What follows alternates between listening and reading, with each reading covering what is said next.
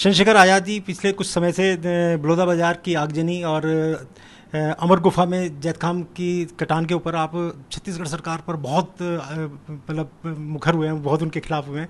तो क्या अब लगता है कि छत्तीसगढ़ सरकार कुछ सही कर रही है, सही कार्रवाई कर रही है? देखिए, मेरी जो जानकारी है, आज ही मेरी छत्तीसगढ़ की टीम से बात हुई। अभी भी 50 से ज़्यादा लोगों की गिरफ्तारी हुई है।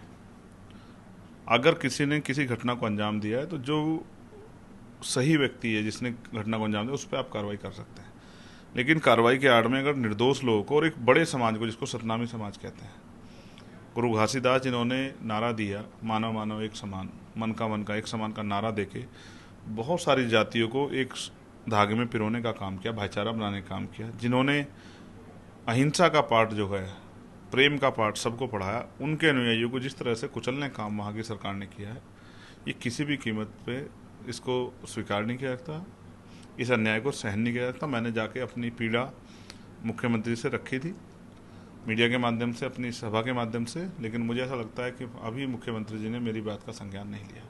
मैंने राज्यपाल महोदय को भी ज्ञापन दिया था और मेरा मानना है कि सरकार हमारे सतनामी समाज को हल्के में ले रही। सतनामी समाज पूरे देश में है और अगर उनका गुस्सा जो है बढ़ा तो बहुत बड़ी बड़ी कुर्सियों को हिलना पड़ेगा, बहुत बड़ी बड़ी कुर्सियां गिर जाएंगी, ऐसा मेरा विश्वास है। सनातनी सतनामी समाज को लेकर आपने एक आंदोलन की भी बात कही थी, तो उसके लिए क्या कुछ अभी प्लानिंग चल रही है? प्लानिंग चल रही है। हम इंतजार कर रहे थे, कोई ये ना कहे कल की सरकार को आपने पर्याप्त समय नहीं दिया।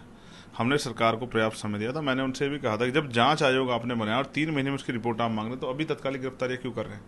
जांच आयोग पे भरोसा कीजिए, आप ही के द्वारा बनाया है, उसकी रिपोर्ट का इंतजार कीजिए, उसमें जो दोषी उस पर कार्रवाई कीजिए।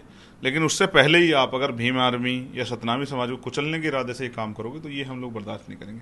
आंदोलन तैयारी चल रही है और आंदोलन ऐतिहासिक होगा। एक 4-5 लाख लोगों का एक जो है मार्च होगा जो राजधानी आएगा और वह अनिश्चितकालीन आंदोलन होगा। पूरी सड़कें जाम हो जाएंगी और सरकार को जवाब देना पड़ेगा।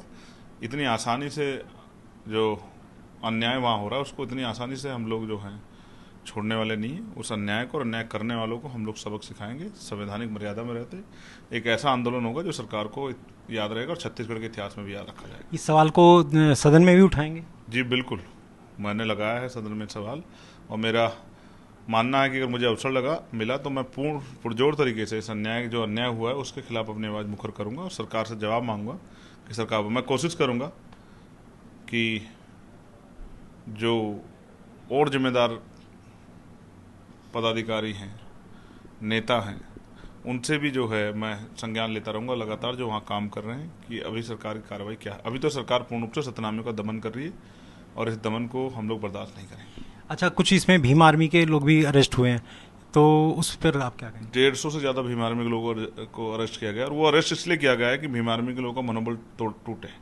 लेकिन भीम आर्मी के लोगों का मनोबल नहीं टूटने वाला। भीम आर्मी के साथ ही सिपाही की भूमिका में सतनामी समाज के साथ खड़े और लंबे समय से जुर्म जाति के खिलाफ, चाहे कांग्रेस की सरकार रही हो उनके समय में जितना अन्याय हुआ और अब चाहे भाजपा की सरकार, सभी अन्याय के खिलाफ उन्होंने मजबूती से लड़ाई लड़ी है। मेरा ये मानना है कि भीम आर्मी के साथियों का मैं धन्यवाद करूँगा। उन्होंने सारी जो पीड़ा है वो अपने ऊपर ले ली है और उनको बहुत जुल्म का शिकार होना पड़ा, मारपीट, तमाम तरह की परेशानियों का। और मेरा विश्वास है कि एक दिन सत्य जीतेगा और जल्द हमारे साथ हमारे बीच में। चंद्रशेखर जी, ये जो सतनामी समाज के लोगों को टारगेट किया जा रहा है, ऐसा क्यों, आपको क्या लगता है क्यों किया जा रहा है? मुझे ऐसा लगता है कोई नेता वहाँ जो बहुत ताकतवर है अपनी पर्सनल जो है रंजिश, पर्सनल खुन्नस निकाल रहा है, या वहाँ कुछ जांचें चल रही थी जिन जांचों को से ध्यान हटाने के लिए इस घटना को साजिशन अंजाम दिया गया। मैं चाहता हूँ इसकी ये साजिश ओपन हो, इसकी पूरी जानकारी हो और ये तब होगा जब न्यायिक जांच को हम लोग ट्रांसपेरेंस और उसको जो है हर तरह के दबाव से मुक्त रखेंगे। लेकिन जांच तो तब होगी जब जांच के लिए पर्याप्त समय मिलेगा और पर्याप्त जो है जो उनको ताकत दी जाएगी। अभी से आप गिरफ्तारी करके एक अलग तरह का नैरेटिव सेट कर रहे हो, ये स्पष्ट होता है कि सरकार नहीं चाहती जांच हो। मैं चाहता हूँ फेयर जांच हो और जो दोषी उस पर कार्रवाई और निर्दोष लोगों को रिहा किया जाए। हैदरगंज की घटना, लास्ट सवाल, हैदरगंज की घटना पर क्या कहेंगे? नहीं, हैदर कैनाल की जो घटना है वो बहुत दुखदाई है और मुझे उम्मीद है कि उत्तर प्रदेश के मुख्यमंत्री बहुत नरम हृदय के हैं, वो गरीबों की, दलितों की, पिछड़ों की पीड़ाएं सुनेंगे। 16 किलोमीटर के उस प्रोजेक्ट में लाखों लोग जो हैं वो बेघर हो जाएंगे, उनके बच्चे सड़कों पे आ जाएंगे। मुख्यमंत्री को जिस तरह से उन्होंने पंतनगर के लोगों की पीड़ा सुनी, हैदर कैनाल में रहने वाले दलितों पिछड़ों की सब परेशानियों को भी सुनना चाहिए। चलते चलते बस एक सवाल, कांवड़ शिविर को लेके जो बवाल मच रहा है, जिस तरह के नए नए आदेश आ रहे हैं, उसके ऊपर क्या कहेंगे? सच कहूँगा तो बुरा लग जाएगा सरकार को। नहीं, आप सच कहते हैं तो बुरा लगता ही है, लेकिन आपको आपसे सच की उम्मीद है। सच कड़वा होता है नीम की तरह, लेकिन सच सच होता है। ये जो बांटने का काम सरकार कर रही है, इसका कोई फायदा नहीं होगा, इसका नुकसान होगा। अगर इतना बड़ा समुदाय इस देश में अपने आप को असुरक्षित महसूस करता है या भय में रहता है, इसकी जिम्मेदार वो सरकारें हैं जो इस तरह का माहौल बनाती है। मैं ये समझता हूँ मानव मानव एक समान, धर्म आदमी का व्यक्तिगत विषय है। हम सहारनपुर में के रहने वाले हैं, हमने सहारनपुर में कावड़ यात्राएं देखी। तमाम धर्म के लोग कावड़ यात्रा का स्वागत करते हैं, सम्मान करते हैं, शिविर लगाते हैं। ये जो इस यात्रा को संकुचित करके, छोटी करके, इसका जिस तरह से जो इसका एक प्रभाव था उसको कम किया जा रहा है, ये भारतीय जनता पार्टी की सरकार के लोग कर रहे हैं और ये अच्छा नहीं।